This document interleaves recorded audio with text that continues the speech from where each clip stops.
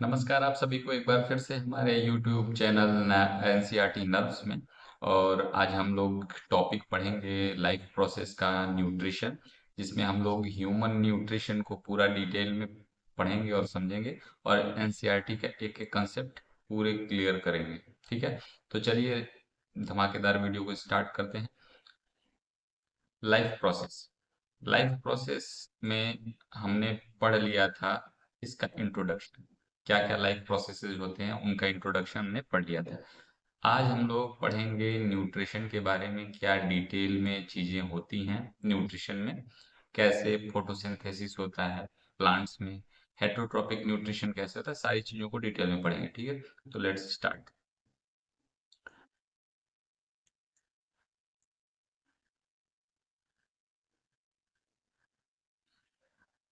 ये हमारा है व्हाट इज न्यूट्रिशन।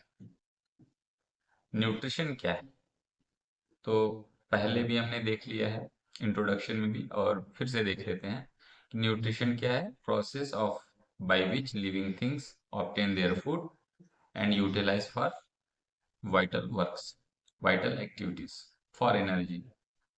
और हमारे जो भी हमने फूड लिया उसको ब्रेक डाउन करते हैं और उससे एनर्जी लेते हैं, या उससे रॉ मटेरियल्स निकालते हैं और उनका यूज करते हैं वेरियस पर्पसेस।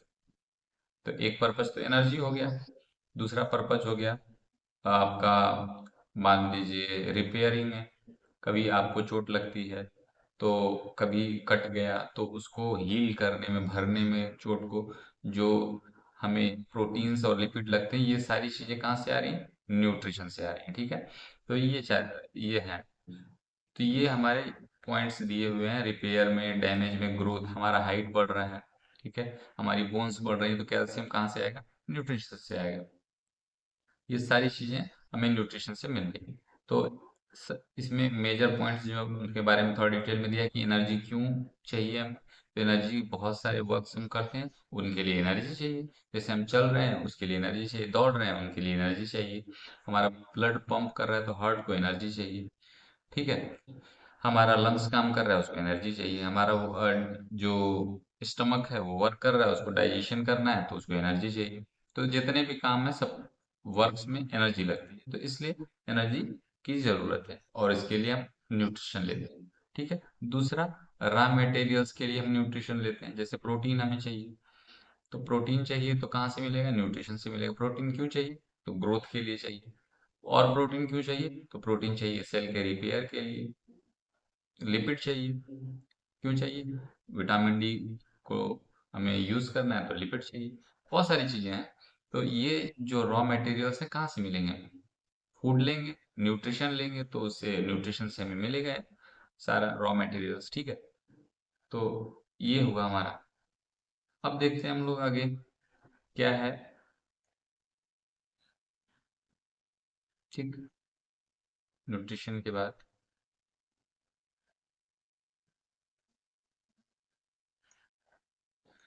न्यूट्रिशन के कितने टाइप्स हैं उसके बारे में डिस्कस करेंगे कि what are the different types of nutrition.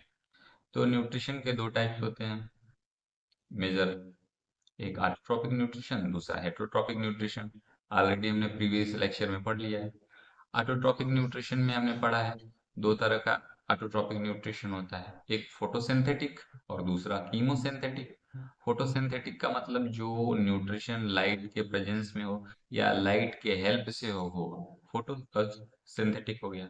और जो केमिकल के वजह से हो वो कीमोसिंथेटिक हो गया। ठीक है, तो ऑटोट्रॉपिक न्यूट्रिशन दो तरीके से हो सकता है, तो उसको देखते हैं हम लोग क्या है ऑटोट्रॉपिक न्यूट्रिशन।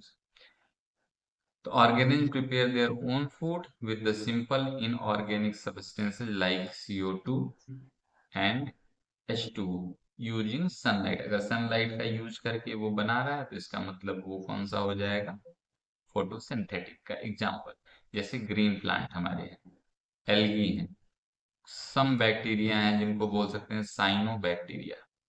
जो साइनो बैक्टीरिया हैं हमारे, वो क्या कर सकते हैं? वो हमारे कर सकते हैं यूज सनलाइट का और अपना फूड बना सकते हैं। ठीक है, तो ये है हमारे एग्जाम्पल्स ऑफ ऑटोट्रॉपिक, या ऑटोट्रॉपिक में भी फोटोसिंथेटिक के एग्जाम्पल हो गए, ठीक है। और कीमोसिंथेटिक के एग्जाम्पल अगर लेंगे हम लोग, तो कीमोसिंथेटिक में हमारा आ जाता है आपका, कीमोसिंथेटिक में क्या आ सकता है, nitrogenous bacterias, nitrogen fixing bacterias, जैसे नाइट्रोसोमोनास। एक बैक्टीरिया है नाइट्रोसोमोनास, वो अमोनिया को नाइट्राइट में बदल देता है, ठीक है। और उससे जो एनर्जी निकलती है, और उसके ऑक्सीडेशन से जो एनर्जी निकलती है, उसको अपने वेरियस पर्पसेज में यूज करता है, ठीक। तो ये हो गया कीमोसिंथेटिक का एग्जाम्पल। तो ये जो हमारे ऑटोट्रॉप्स हैं, वो फोटोसिंथेसिस के हेल्प से अपना फूड बनाते हैं, इनऑर्गेनिक मॉलिक्यूल का यूज करके, सोलर एनर्जी का यूज करके, ठीक है। हेट्रोट्रॉपिक न्यूट्रिशन अब देखते हैं कि कितने टाइप का होता है। क्या है हेट्रोट्रॉपिक न्यूट्रिशन? तो हेट्रोट्रॉपिक न्यूट्रिशन का मतलब जो अपने से अपना फूड प्रिपेयर नहीं कर पाते, यानी कि इनऑर्गेनिक मॉलिक्यूल का यूज करके अपना फूड अगर प्रिपेयर नहीं कर पाते हैं, तो वो हो गए हेट्रोट्रॉपिक, जैसे कि ह्यूमन बींग्स। यानी कि प्लांट्स और सम कीमोसिंथेटिक बैक्टीरिया को छोड़ दिया जाए, तो बाकी जो बचे वो सारे हेट्रोट्रॉपिक न्यूट्रिशन।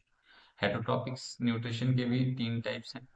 होलोजोइक, कि डायरेक्ट किसी फूड को हमने इंजेस्ट कर लिया और उसको हमने, जैसे हम लोग खाते हैं, तो वो होलोजोइक का एग्जाम्पल है, ठीक है। अमीबा भी है, स्यूडोपोडिया के थ्रू अपना फीडिंग करता है, तो वो भी क्या हो जाएगा, किसका एग्जाम्पल, वो हो जाएगा होलोजोइक का। सेप्रोफाइटिक यानी डेड डिकेइंग मटेरियल में जो ग्रो करे, वो सेप्रोफाइटिक हो जाएगा, चाहे वो मशरूम हो या फिर ब्रेड मोल्ड हो। ब्रेड पे रेनी सीजन में लग जाता है, ठीक है। तो वो ब्रेड मोल्ड भी क्या है, सेप्रोफाइटिक का एग्जाम्पल है। पैरासाइटिक, पैरासाइटिक का मतलब जो लिविंग थिंग्स पे ग्रो करें, जैसे हमारे पेट में कभी कभी कुछ कीड़े पड़ जाते हैं, जिसको इंडो पैरासाइट बोलते हैं, जैसे टेप वर्म। कसकटा एक प्लांट है जो नॉन क्लोरोफिलस है, जिनमें पत्तियां होती हैं तो क्लोरोफिल नहीं रहता है, तो अपना फूड नहीं बना पाते हैं, तो प्लांट से अटैच हो जाते हैं, और उनमें कुछ जड़ें चिपकी रहती हैं, उनसे वो फूड डिराइव करते हैं, न्यूट्रिशन डिराइव करते हैं। तो ये जो प्लांट है कसकटा, ये क्या है, पैरासाइटिक, यानी लिविंग ऑर्गेनिज्म के ऊपर डिपेंडेंट है अपने न्यूट्रिशन के लिए, ठीक है। तो ये हो जाएगा पैरासाइटिक का एग्जाम्पल। तो ये हमारे हो गए मोड्स ऑफ न्यूट्रिशन, कितने टाइप का न्यूट्रिशन होता है, ये न्यूट्रिशन के टाइप्स हो गए, ठीक है। अब हम लोग देखते हैं अगला,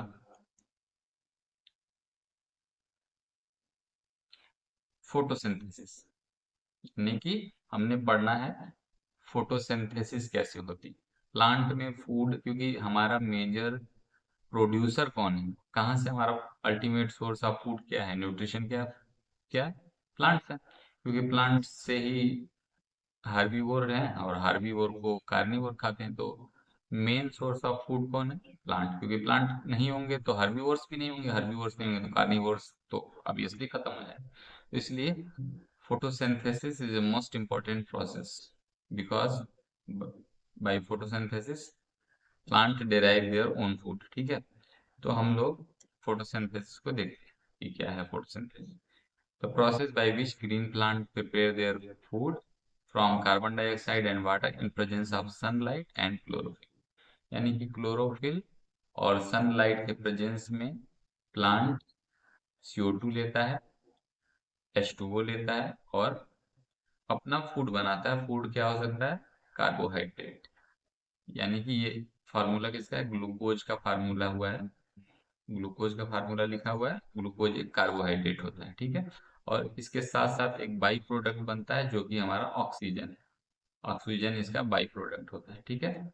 ऑक्सीजन इसमें बाई प्रोडक्ट के रूप में निकलता है, जो हमारे ब्रीदिंग में हेल्प करता है, हमारे एटमॉस्फेयर में कार्बन डाइऑक्साइड और ऑक्सीजन का बैलेंस बनाए रखने में हेल्प करता है। अब कह रहा है कि इस फोटोसिंथेसिस में क्या क्या चीजें लगती हैं और कहाँ कहाँ से आती है। तो देखिए CO2 एटमॉस्फेयर, हवा में है, वहां से प्लांट अपने लीफ के थ्रू ले लेता है। लीव्स में छोटे छोटे स्टोमेटा होते हैं, इस तरह से छोटे छोटे स्टोमेटा, स्टोमेटल पोर्स होते हैं। ठीक है, लीव्स ऐसे ये ऊपर की सरफेस है, इसमें ये स्टोमेटा के गार्ड सेल्स हैं। तो यहाँ से स्टोमेटा, ये खाली जो स्पेस है इसको स्टोमेटल पोर बोलते हैं। यहाँ से ये अपना CO2 ले लेता है। H2O सॉइल से, जड़ों से ले लेता है, बाई रूट, रूट से ले लेता है, रूट से। ठीक, तो ये रूट से ले लिया। बनता क्या है, इसमें क्या क्या प्रोडक्ट्स बनते हैं? तो बनता है ग्लूकोज, यानी कि कार्बोहाइड्रेट, या स्टार्च बोल सकते हैं, वो भी कार्बोहाइड्रेट है। और ऑक्सीजन, जो कि यहाँ पे निकल रहा है, तो ऑक्सीजन निकलती है और ग्लूकोज यानी कि कार्बोहाइड्रेट बनता है। कहाँ पे बनता है ये सारा, कहाँ प्रोसेस हो रहा है? तो प्लांट के लीव्स में, क्लोरोप्लास्ट के अंदर। क्लोरोप्लास्ट में ही क्लोरोफिल प्रेजेंट रहता है। तो एक पिगमेंट है, पिगमेंट ऑर्गेनेल्स है, जिसको बोलते हैं chloroplast.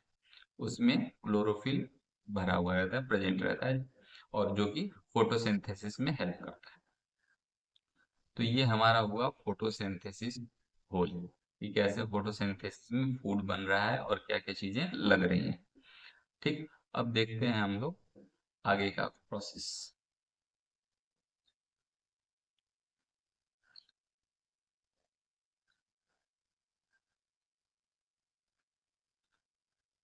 Important events in photosynthesis, क्या क्या चीजें हुई फोटोसिंथेसिस में जिसकी वजह से फूड बना, ऑक्सीजन निकला, वो सारा हम लोग देख लेते हैं कि क्या क्या चीजें हो रही हैं। तो फूड सोर्स हमारे लिए बन रहा है, अभी हमने बता भी दिया कि सारे लिविंग थिंग्स चाहे डायरेक्टली या इनडायरेक्टली प्लांट पे ही अपने फूड के लिए डिपेंडेंट है। इससे हमें ऑक्सीजन मिलती है। ठीक है, और यहाँ पे सोलर एनर्जी यानी कि सन की एनर्जी का यूज करके हम लोग कुछ केमिकल्स बनाते हैं, इसमें एनर्जी को स्टोर कर देते हैं। जैसे केमिकल एक हो गया हमारा ग्लूकोज, जिसमें कि एनर्जी स्टोर हो गई, सन की एनर्जी को ट्रांसफर कर दिया हमने ग्लूकोज, और बाद में उस ग्लूकोज को तोड़ के फिर से हम अपनी बॉडी को एनर्जी दे देंगे। ठीक है, और इससे फायदा क्या है फोटोसिंथेसिस से? कार्बन और ऑक्सीजन का बैलेंस एटमॉस्फेयर में बना रहता है। कार्बन डाइऑक्साइड बहुत ज्यादा बढ़ने नहीं पाती, क्योंकि जितना बढ़ती है उसको हमारे प्लांट्स ले लेते हैं और उसके बदले में oxygen as a by product of photosynthesis मिल जाती है। अब क्या क्या स्टेप्स होते हैं फोटोसिंथेसिस में? तो 3 स्टेप्स हैं।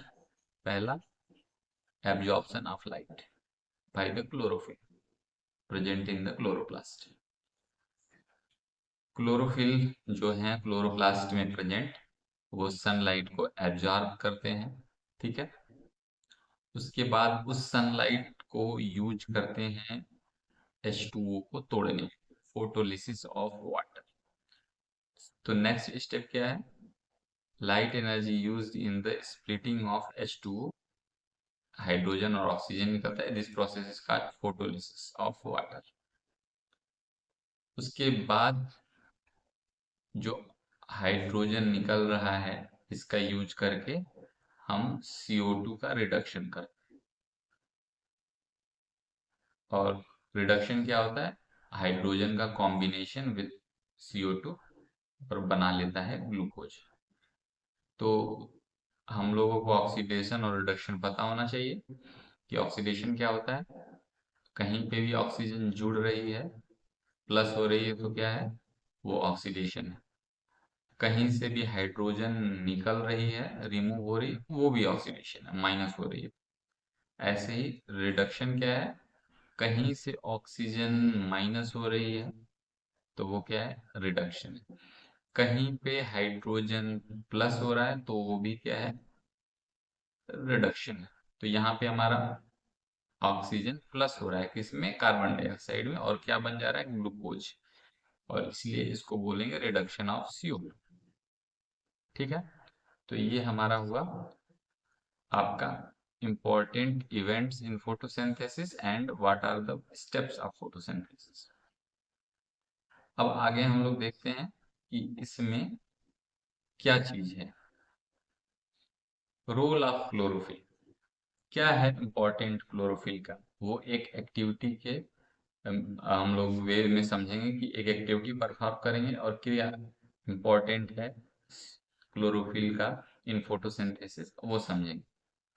तो क्लोरोफिल एज वी नो कि एक ग्रीन पिगमेंट है और प्रेजेंट रहता है कहाँ पे, क्लोरोप्लास्ट में। ठीक है, और ये सोलर एनर्जी को ट्रैप करता है और फोटोसिंथेसिस को इनिशिएट कराता है। ठीक है, तो ये क्या करता है, सोलर एनर्जी को ट्रैप करता है, फोटोसिंथेसिस इनिशिएट कराता है, और फोटोलिसिस ऑफ वाटर इसी की वजह से हो पाता है। ठीक है, कह रहा है कि अगर क्लोरोफिल नहीं होगा तो हमारी फोटोसिंथेसिस नहीं होगी। इस चीज को प्रूव करने के लिए एक एक्सपेरिमेंट करते हैं हम, और वो एक्सपेरिमेंट क्या है वो देख लेते हैं। वेरीगेटेड लीफ एक्सपेरिमेंट के नाम से उसको जानते हैं हम लोग। तो इसमें ऐसी लीफ को लेते हैं जो जिनमें क्लोरोफिल तो प्रेजेंट हो ही, कुछ एरियाज में क्लोरोफिल एब्सेंट। जैसे मनी प्लांट की लीफ अगर हम लोग लेते हैं तो उसमें कहीं कहीं पे येलो कलर की भी लीफ होती है। कॉटन प्लांट, अभी हमने प्रीवियस लेक्चर में देखा था कि कॉटन प्लांट में जो हमारा क्या है, कहीं कहीं रेड पोर्शन होता है, कहीं कहीं येलो पोर्शन होता है लीफ, जहाँ पे क्लोरोफिल एब्सेंट होता है। तो इस तरह की लीफ को बोलते हैं वेरीगेटेड लीफ। तो इस तरह की लीफ का लेके हम लोग आयोडीन टेस्ट करते हैं, और उसके बाद पता चल जाता है कि क्लोरोफिल इम्पोर्टेंट क्यों है। तो इसमें क्या करते हैं, एक लीफ ले लेते हैं, चाहे क्रॉटन प्लांट या मनी प्लांट का, उसको बॉयल करेंगे हम लोग वाटर में कुछ देर तक। उसके बाद हम लोग क्या करेंगे, उसको अल्कोहल में वाटर बाथ कराएंगे। वाटर बाथ का मतलब डायरेक्ट अल्कोहल को नहीं गर्म करेंगे, पहले एक बीकर में हम लोग वाटर ले लेंगे और उसमें टेस्ट ट्यूब में अल्कोहल लेके, और उसमें हम लोग ये लीफ को डाल देंगे और उसके बाद नीचे से हीट करेंगे। ठीक, क्योंकि डायरेक्ट अल्कोहल अगर हम लोग हीट करते हैं तो बर्निंग का चांस होता है, क्योंकि अल्कोहल बहुत ही वोलाटाइल सॉल्यूट है, सॉल्वेंट है सॉरी, और वो आराम से जलने लगता है, तो घटनाएं हो सकती हैं। तो इसलिए हम उसको डायरेक्ट नहीं हीट करेंगे, वाटर बाथ करेंगे। ठीक है, और उसके बाद से इसमें जब कुछ देर बाद देखेंगे तो अल्कोहल थोड़ा ग्रीन कलर का हो गया, यानी कि उसमें क्लोरोफिल डिसॉल्व हो गया। अब उसको हम लोग कुछ देर तक आयोडीन में डाल के रखेंगे, और कुछ देर बाद देखेंगे तो डार्क ब्लू कलर का या वायलेट कलर का देखने को मिलेगा। तो जिन पोर्शन में ग्रीन कलर था वहां पे तो ब्लू कलर मिलेगा, लेकिन जहां पे येलो कलर की लीफ थी, जिन जिन पोर्शन, वहां पे नहीं मिलेगा। इससे ये पता चलता है कि फोटोसिंथेसिस केवल ग्रीन एरियाज में हुई थी, और ग्रीन एरियाज में क्या प्रेजेंट है, क्लोरोफिल। तो और ये एक्सपेरिमेंट में हुआ क्या कि स्टार्च या बनता है, जहाँ पे फोटोसिंथेसिस होगी वहीं पे स्टार्च बनेगा, और स्टार्च आयोडीन के साथ रिएक्शन करता है जब हम आयोडीन डालते हैं, और एक blue colour, deep blue colour देता है। ठीक है, तो इससे क्लियर हो जाता है कि जहां जहां स्टार्च बना है वहां वहां पे क्लोरोफिल ने काम किया है, और जहां पे स्टार्च नहीं बना है यानी कि वहां पे क्लोरोफिल था ही नहीं, तो स्टार्च बनेगा कहाँ से, क्योंकि फोटोसिंथेसिस वहां पे नहीं हुआ। तो ये एक्सपेरिमेंट में यही है। तो वाटर बाथ कराते हैं, प्लांट को 2-3 दिन तक डार्क में रखेंगे ताकि उसका सारा स्टार्च कंज्यूम हो जाए। उसके बाद 6 घंटे उसको सनलाइट में रखेंगे ताकि नया स्टार्च बने। फिर उस लीफ को तोड़ लेंगे, वाटर में बॉयल करेंगे, अल्कोहल में बॉयल करेंगे, और फिर उसके बाद आयोडीन में डाल देंगे, और उसके बाद ऑब्जर्व करेंगे अगर ब्लू कलर का दिख रहा है तो वहां पे यानी कि स्टार्च बना है, और स्टार्च बना है तो हम उन्हीं एरिया को ब्लू देखेंगे जहाँ पे ग्रीन कलर था, और नॉन ग्रीन पार्ट में कुछ नहीं दिखेगा। इसका मतलब वहां पे स्टार्च नहीं बना और इसीलिए डीप ब्लू कलर नहीं आया। ये हमारा वेरीगेटेड लीफ एक्सपेरिमेंट है, और ये बोर्ड में आ सकता है। ठीक है, तो इसको हम लोग ध्यान से देख लेंगे। इसके बाद हम लोग आगे चलते हैं।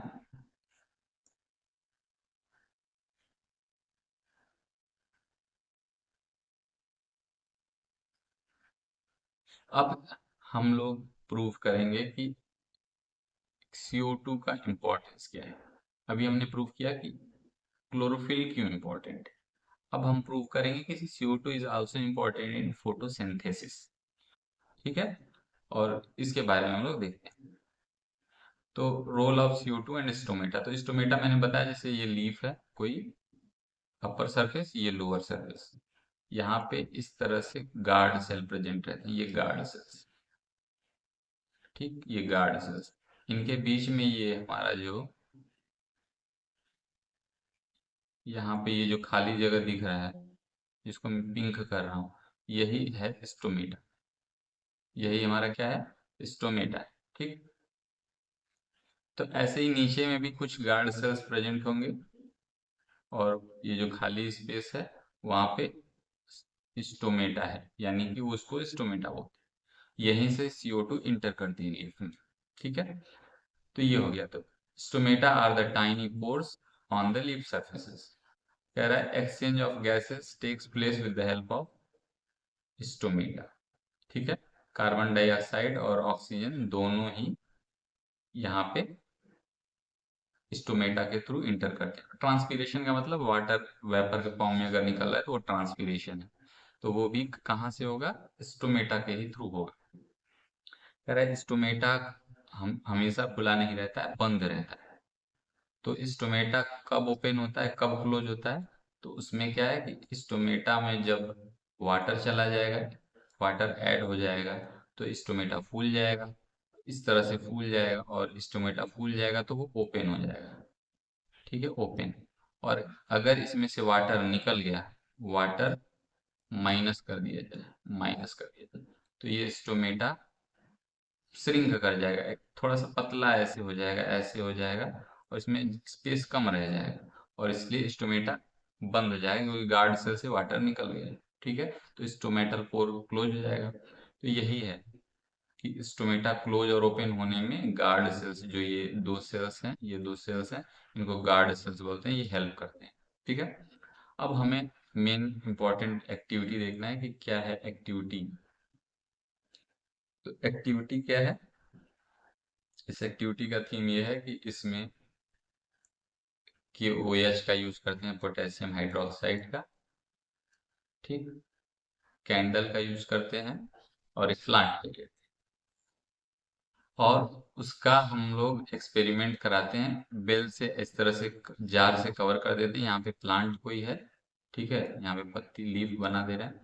ठीक है, यहाँ पे एक प्लेट में हमारा रखा हुआ है KOH, और यहाँ पे कोई कैंडल जल रही है। ठीक है, कैंडल जल रही है। अब यहाँ पे देखेंगे कि कैंडल सारा ऑक्सीजन यूज कर जाएगी, CO2। ठीक है, और ये CO2 जो बना यहाँ पे KOH सारा कवर कर लेगा, KOH सारा यूज कर लेता है। ठीक है, तो हो क्या रहा है देखिए, बेल जार का यूज करते हैं, KOH कर देते हैं, सील कर देते हैं, तो यहाँ पे हम लोग कैंडल को हटा देते हैं, कैंडल की जरूरत नहीं है। अ,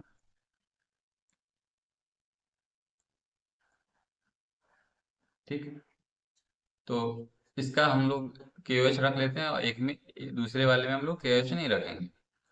दूसरा एक और जार ले लेंगे, उसमें विदाउट KOH प्लांट को रखा हुआ है। तो KOH इस एरिया का जो CO2 है सारा एब्जॉर्ब कर लेता है, कोई CO2 नहीं बचा इधर में, कोई एब्जॉर्बर नहीं है CO2 का। तो देखते हैं एक्सपेरिमेंट में क्या, कि इधर स्टार्च बना है क्योंकि CO2 था, क्योंकि CO2 का ही रिडक्शन होता है, वहां पे ग्लूकोज बनता है फोटोसिंथेसिस में, हमने देखा। यहाँ पे CO2 अब्सेंट है, तो प्लांट को CO2 मिला नहीं, उसको CO2 नहीं मिला तो ग्लूकोज नहीं बना, क्योंकि रिडक्शन ऑफ शुगर नहीं हुआ। और इसलिए जब स्टार्च नहीं बनेगा तो यहाँ पे भी हम लोग आयोडीन टेस्ट करेंगे, अगर स्टार्च बना होगा तो डीप ब्लू कलर मिलेगा, अगर नहीं बना होगा तो नहीं मिलेगा। तो इस वाले प्लांट की लीफ में देखते हैं हम कि डीप ब्लू कलर मिल रहा है, क्योंकि यहाँ पे CO2 प्रेजेंट थी। और इस वाले में देखेंगे कि CO2 एब्सेंट थी, इसलिए डीप ब्लू कलर नहीं मिला। तो ये है हमारा एक्सपेरिमेंट। वही चीज सेम थिंग है कि 2 दिन तक प्लांट को डार्क में रखेंगे, फिर उसके बाद दो प्लांट को अलग अलग जार में रखेंगे, वहां पे KOH एक जार में रखेंगे और एयर टाइट कर देंगे ताकि CO2 इंटर ना कर पाए। फिर सनलाइट में ले जाएंगे और इन लीव्स का टेस्ट करेंगे, तो होगा वही जो हमने कर लिया है। ठीक है, अब देखते हैं इसके आगे का प्रोसेस।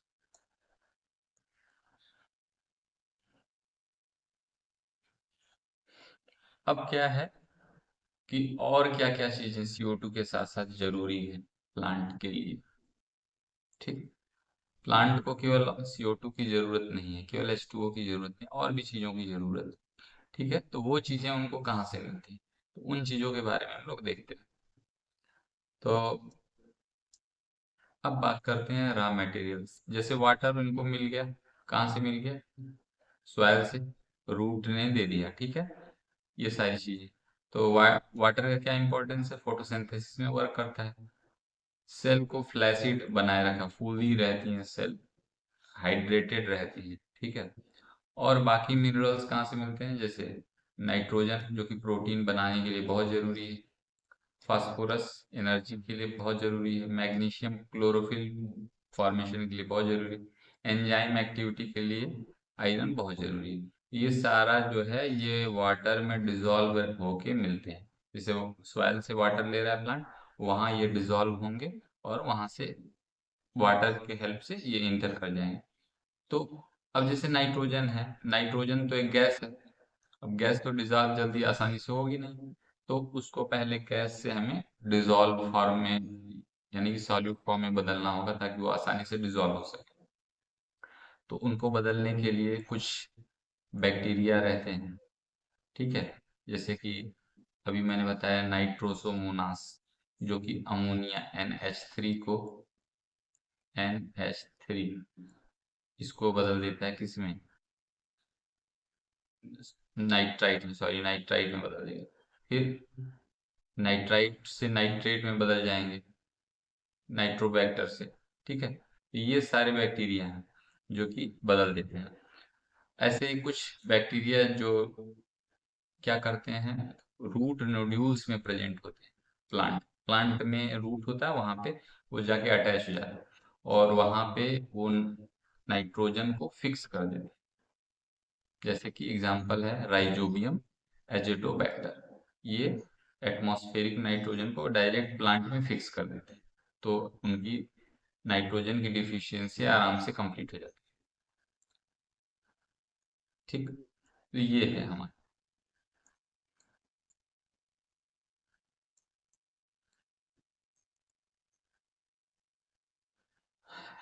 अब आगे देखते हैं स्लाइड, न्यूट्रिशन इन अमीबा। कैसे अमीबा में न्यूट्रिशन होता है, ये हो गया। अब देखते हैं अमीबा में कैसे न्यूट्रिशन होता है। पैरामीशियम और अमीबा प्रोटोजोआ हैं। ठीक है, तो उनमें न्यूट्रिशन कैसे होता है वो देख लेते हैं।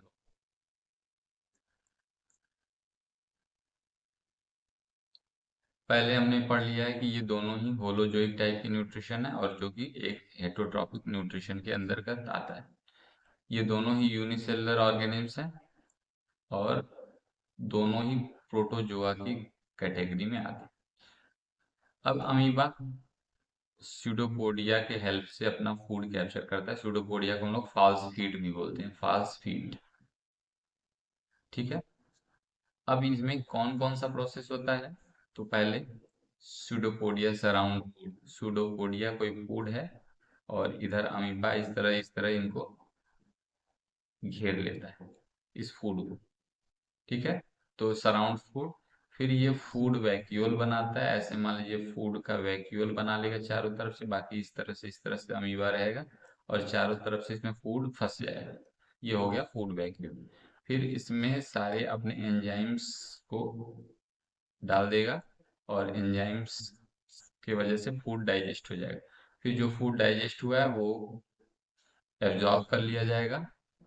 ठीक, उससे एनर्जी और ग्रोथ में यूज कर लिया जाएगा और उसके बाद अनडाइजेस्टेड फूड दूसरे साइड से इधर से सूडोपोडिया के थ्रू निकाल दिया जाएगा।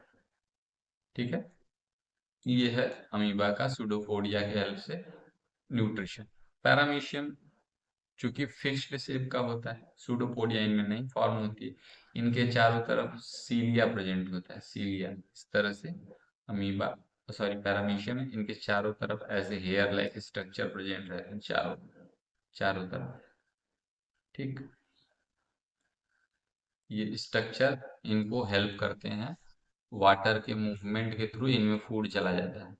ये सीलिया वाटर का मूवमेंट कराते हैं और उनसे फूड इंटर कर जाता है इनके माउथ में। ये जो माउथ जैसा स्ट्रक्चर है इसको गलेट बोलते हैं, गलेट, गलेट।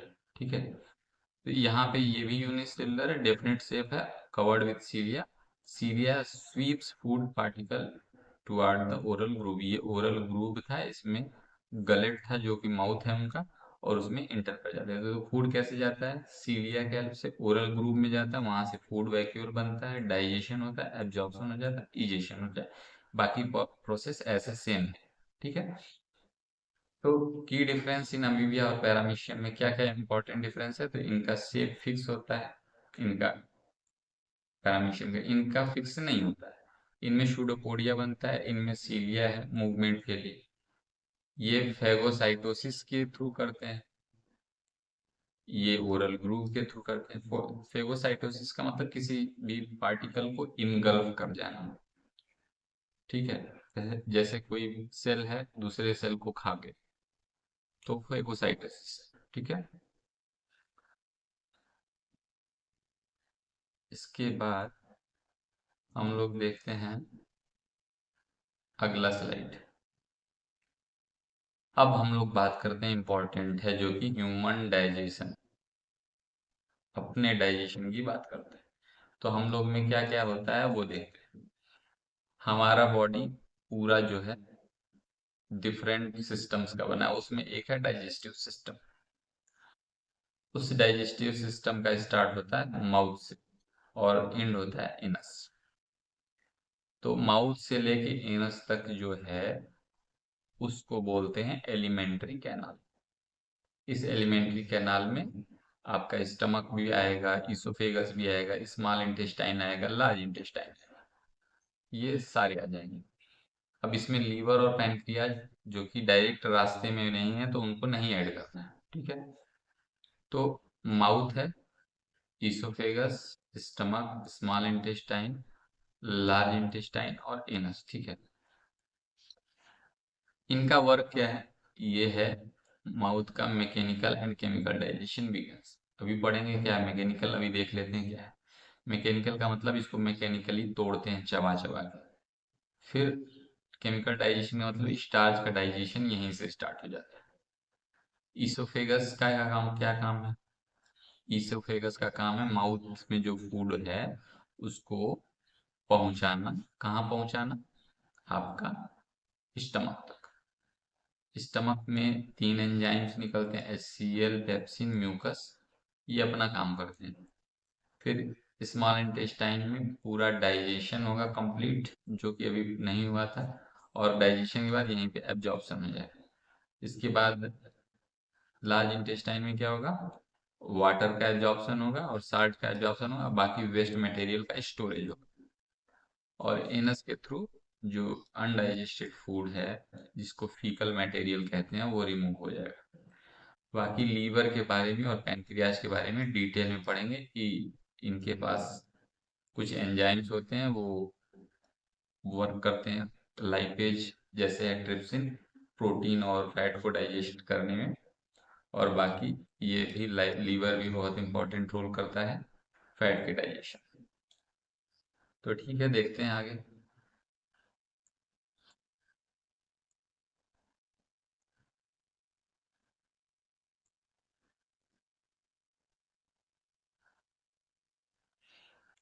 माउथ, सबसे पहला जो माउथ है इसोफेगस और स्टमक, क्या क्या एक्टिविटी होगी। तो माउथ में जो खाली जगह है उसको बोलते हैं बकल कैविटी। और वो जो बकल कैविटी है उसमें हमारा टंग प्रेजेंट रहता है। टंग क्या करता है, मैस्टिकेशन ऑफ फूड, फूड में सलाइवा को मिक्स करता है। सलाइवा में एक एंजाइम प्रेजेंट होता है जिसको बोलते हैं सलेवरी एमाइलेज या टाइलिन। स्लेवरी एमाइलेज या टाइलिन प्रेजेंट रहता है जो स्टार्च का डाइजेशन शुरू कर देता है। तो फूड गया, उसमें स्टार्च प्रेजेंट है, उसका डाइजेशन माउथ में ही स्टार्ट हो जाता है। और बाकी माउथ में चीविंग करते हैं, मेस्टिकेशन ऑफ फूड होता है, वो तो क्लियर हो गया, ठीक है। Break down of food by mechanical method. कह रहा है स्लेवरी एमाइलेज यानी ptyalin converts star into maltose. तो स्टार्च एक कॉम्प्लेक्स कार्बोहाइड्रेट है, उसको थोड़ा सिंपलर कार्बोहाइड्रेट में तोड़ के कर दिया जाता है, जो कि माल्टोज है, ठीक है। और सलाइवा कहाँ से प्रोड्यूस होता है? सलेवरी ग्लैंड से। सलेवरी ग्लैंड कहाँ प्रेजेंट है? टंग के नीचे और चीक के दोनों साइड में प्रेजेंट रहते हैं, ठीक है। अब देखते हैं ईसोफेगस के बारे में। तो कह रहा फूड तो ब्रेक डाउन हो गया, अब जो फूड है वो फेरिंग्स में ट्रांसफर होगा, बकल कैविटी से फेरिंग्स में ट्रांसफर होगा, और फेरिंग्स में ट्रांसफर होने के बाद फिर फूड पाइप में चला जाएगा। फेरिंग्स वो प्लेस है जहाँ पे नसल कैविटी और माउथ की कैविटी दोनों मिलते हैं, वो एरिया बोला जाता है फेरिंग्स, ठीक है। तो उस एरिया में हमारा फूड जाते हुए फिर फूड पाइप में यानी कि ईसोफेगस में चला जाएगा। तो फूड ट्रांसपोर्टेड माउथ, माउथ से फिर स्टमक में जाता है with the help of oesophagus. और ईसोफेगस में कॉन्ट्रैक्शन होता है, ईसोफेगस की जो मसल्स हैं वो फूड को दबाती हैं, कॉन्ट्रैक्ट करती हैं, ताकि फूड आगे की तरफ पुश हो सके, आगे की तरफ बढ़े और स्टमक में चला जाए। तो इस तरह का contraction movement of muscles of oesophagus known as peristaltic movement, ठीक है। ईसोफेगस में कोई डाइजेशन नहीं होता है, और ये जो फूड माउथ से स्टमक में जाता है with the help of oesophagus, वो बोलस के फॉर्म में जाता है, राउंडेड फॉर्म, ऐसे गोल गोल, ये गोल गोल हो जाता है, और इसको बोलते हैं बोलस, ठीक है। BOLUS, bolus. तो पेरिस्टाल्टिस क्या है? वही है rhythmic contraction and relaxation of muscles of the oesophagus to push the food forward, ठीक है। अब आते हैं स्टमक में, क्या होता है स्टमक में वो देख लेते हैं। तो stomach is a J shaped muscular sac. कह रहा है स्टमक हमारा जे शेप्ड होता है, इस तरह से, इस तरह से कुछ होता है, जे शेप्ड मस्कुलर सैक, फिर इधर से ऐसे हो जाता है। ये हमारा इसोफेगस हो गया, ये स्टमक हो गया, और ये स्मॉल इंटेस्टाइन, ठीक है। कह रहा है ये जे शेप्ड मस्कुलर सैक है, इसमें क्या क्या प्रोड्यूस होता है? इसमें एक एसिड बनता है जिसका नाम है HCl। तो HCl एसिड बनता है जो कि स्ट्रॉन्ग एसिड है, जिसका pH 1.8 होता है, जो कि बहुत ही स्ट्रॉन्ग एसिड में आ जाता है। तो HCl का वर्क क्या है? HCl का वर्क है, पहले तो जो खाना गया है, फूड गया है, उसमें बहुत सारे माइक्रोब्स हैं, बैक्टीरिया हैं, उनको किल कर देना, क्योंकि बहुत स्ट्रॉन्ग एसिड।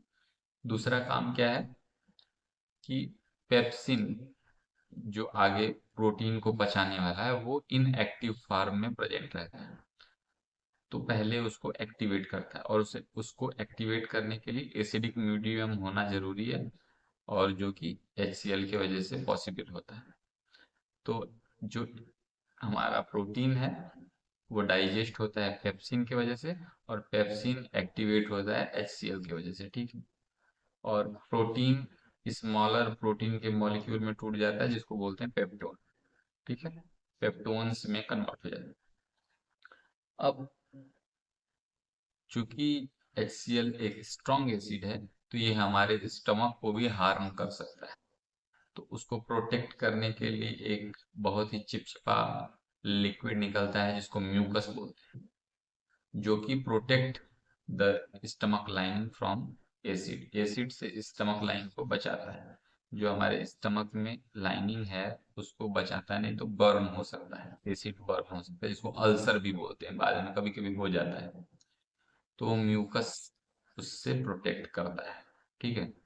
तो ये हमारा मेजर वर्क है स्टमक तक का। अब इसके बाद हम का प्रोसेस हम लोग देखते हैं क्या है।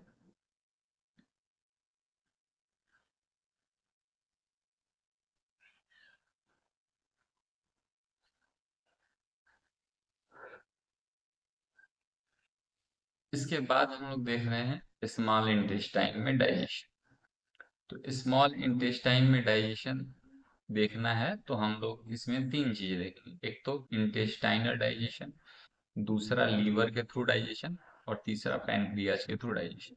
क्योंकि लीवर के सेक्रेशन, पैनक्रियाज के सेक्रेशन और इंटेस्टाइन के सेक्रेशन तीनों कहाँ पे आते हैं? इंटेस्टाइन में ही आते हैं। तो ठीक है, तो इंटेस्टाइन जो है मेन साइट ऑफ डाइजेशन है, यहाँ पे कंप्लीट डाइजेशन हो जाता है। तो स्मॉल इंटेस्टाइन में ये वाला जो पोर्शन है, जो इस तरह से यहाँ पे घूमा हुआ वाला जो पोर्शन है, सी के जैसा, जो सी सी शेप्ड है इस तरह से, इस एरिया को बोलते हैं डिओडेनम। इसको क्या बोलते हैं? डिओडेनम। ये डिओडेनम वाला एरिया जो है उसमें हमारा, खैर छोड़िए, डायरेक्ट करते हैं। डिओडेनम जो है,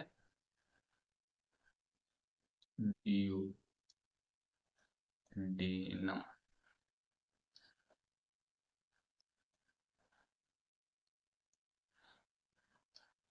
डिओडेनम इसको बोलते हैं। यहीं पे ऊपर से लीवर का सेक्रेशन आता है और यहीं से पैनक्रियाज का सेक्रेशन आता है। और इस वाले एरिया में ये तीनों सेक्रेशन फूड पे एक्शन करते हैं। तो लीवर हो गया, इससे निकलता है बाइल जूस, जो कि स्टोर होता है कहाँ पे? Gall bladder. गाल ब्लैडर में होता है स्टोर, और कंसंट्रेट भी वहां पे इकट्ठा होता है। फिर जब फूड आता है तो गाल ब्लैडर से बाइल जूस निकल के आता है। तो बाइल जूस का क्या काम है? न्यूट्रलाइजेज एसिडिक फूड फ्रॉम स्टमक।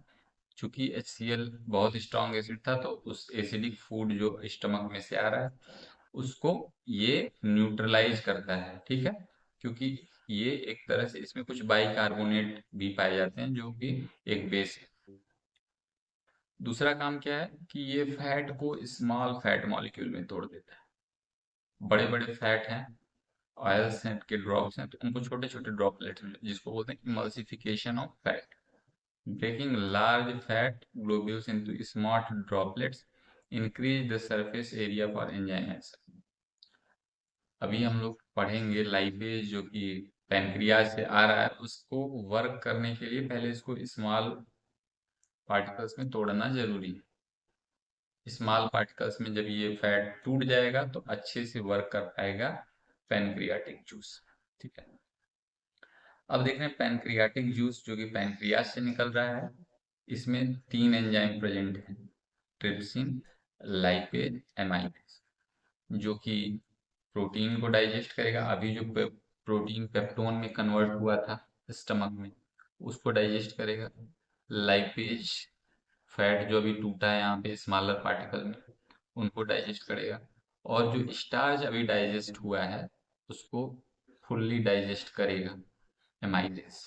ठीक, इंटेस्टाइनल जूस जो कि इंटेस्टाइन की छोटी छोटी सेल्स, ग्लैंड सेल्स होती हैं, वहां से निकलता है और ये फाइनल डाइजेशन करता है। अगर कोई चीज रह गया है तो इसका फाइनल डाइजेशन करता है। और सारे जो डाइजेस्टेड पार्ट हैं, यानी कि सिंपलर मॉलिक्यूल्स जो डाइजेस्ट होके मिले हैं हमको, उनको एब्जॉर्ब करने में हेल्प करता है। तो फाइनल प्रोडक्ट क्या है? प्रोटीन से हमारा फाइनल प्रोडक्ट बनेगा अमाइनो एसिड। स्टार्च या कार्बोहाइड्रेट से जो फाइनल प्रोडक्ट हमको मिलेगा ग्लूकोज। फैट से जो हमारा फाइनल प्रोडक्ट मिलेगा वो फैटी एसिड और ग्लिसरॉल। लास्ट में डाइजेस्ट होने के बाद यही मिलेंगे और ये तीनों इंटेस्टाइन में एब्जॉर्ब हो जाएंगे। ठीक, तो इंटेस्टाइन में ऐसा क्या खास है जो एब्जॉर्ब करने में हेल्प कर रहा है, वो हम लोग आगे वाली स्लाइड पे देखते हैं।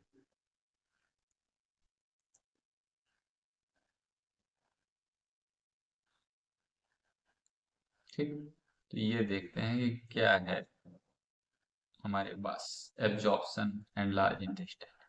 तो कह रहा है स्मॉल इंटेस्टाइन ये अगर है, इसका ये स्मॉल इंटेस्टाइन का ये ट्यूब अगर है, तो कह रहा है इसमें सरफेस एरिया को बढ़ाने के लिए इस तरह का कुछ फिंगर लाइक प्रोजेक्शन है। दोनों साइड, ताकि फूड को एब्जॉर्ब करने में आसानी रहे।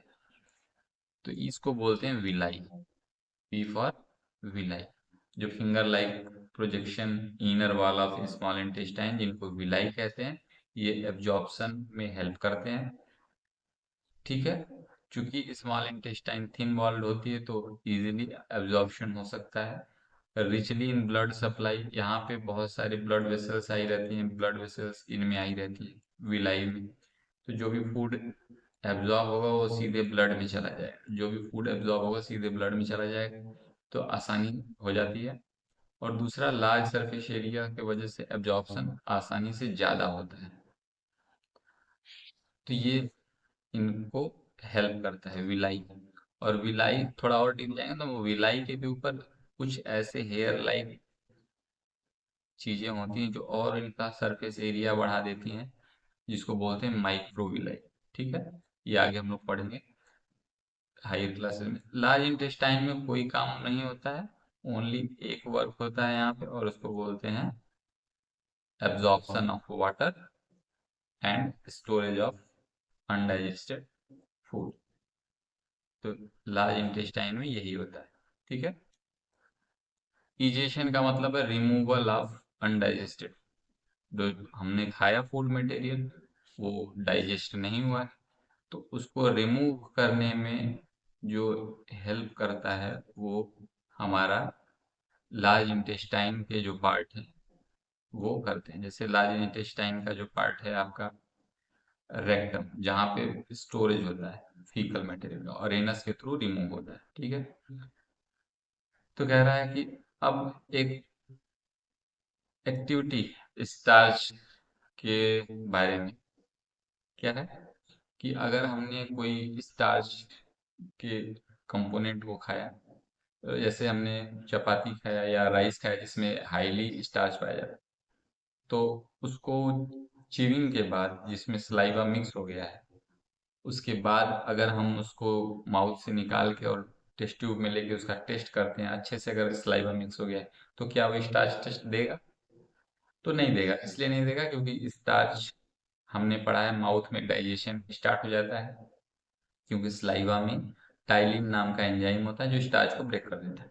तो हमने स्टार्च टेस्ट करना है जो कि डीप ब्लू कलर देता है आयोडीन के साथ। और जब स्टार्च स्टार्च रह ही नहीं गया, वो तो टूट के स्मॉलर पार्टिकल में हो गया है, तो वो स्टार्च टेस्ट, आयोडीन टेस्ट नहीं देगा। ठीक है। इसलिए no blue black colour observe होगा, क्योंकि इसमें सलाइवा ने स्टार्च को तोड़ दिया।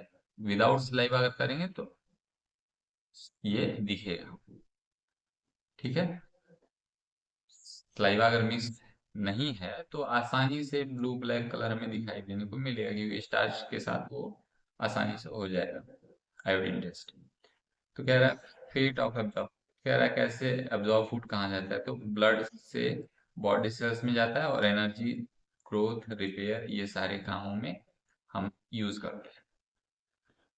अब देखते हैं हम लोग इसकी समरी, क्या क्या हमने अभी तक पढ़ा है।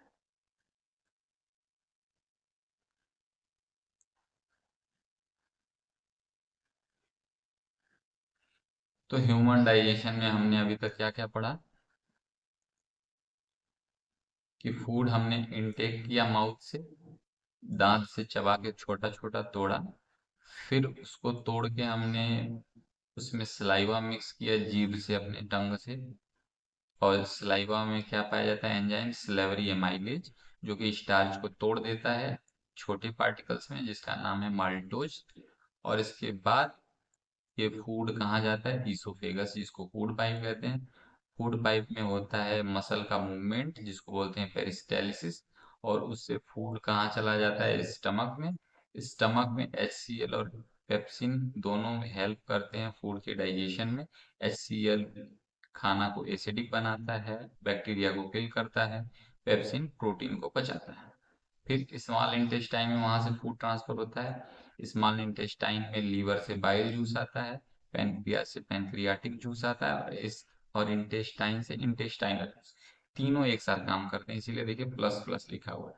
और तीनों फूड को एकदम स्मॉलर पार्टिकल में तोड़ देते हैं, जहाँ से फूड का कंप्लीट डाइजेशन और एब्जॉर्प्शन हो जाता है। तो फूड को एब्जॉर्ब करने में जो स्मॉल इंटेस्टाइन में फिंगर लाइक प्रोजेक्शन प्रेजेंट होते हैं, जिनको विलाई बोलते हैं, विलाई में ब्लड वेसल्स प्रेजेंट होती हैं, वो फूड को एब्जॉर्ब कर लेती हैं और वहां से ये बॉडी के ईच सेल में चला जाता है।